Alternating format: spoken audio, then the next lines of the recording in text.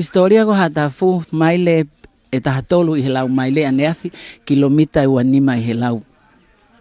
o e lau mama o koe ahoni me nuku alofa pe hanga gulawe nai o guai e fa ngahi famili e faua koe ngahi api no fo anga e tolu walu pe a ko hatafuni o kai ko ha tofia no pele ko tofia pule anga ka o kuia pe mo ho e ko hatafun ko ngalu hatafu ko hatafuni o kuia ngahi mea lalahe tolu i loai ta mo kataki pe ko e faton lea beni a aku ula ki pe ko lotu ko au ai hatafu o hoko Palestini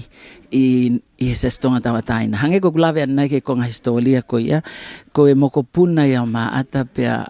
ai ko ni fa e ko kaufo pe ko kaufo ina haana a semisfonua i he tavaki ko ki he ako ko kawa hatafu ni he lau he ko sia e mau to ta filosofa ko to ta ko ni ko kutehina ko no hinga ko tokta heti halahuni afme moonga pe a ko tolu ko pe hange pe ko talano ani nai ko au benia mo ku faton lea ko tolu ngai me wilo ia ko lo hatafu ko kakai talavo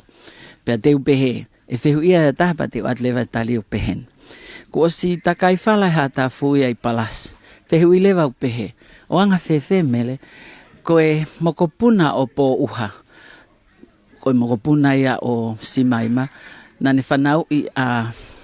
fustua e ane afi pero no foha fustua ko ni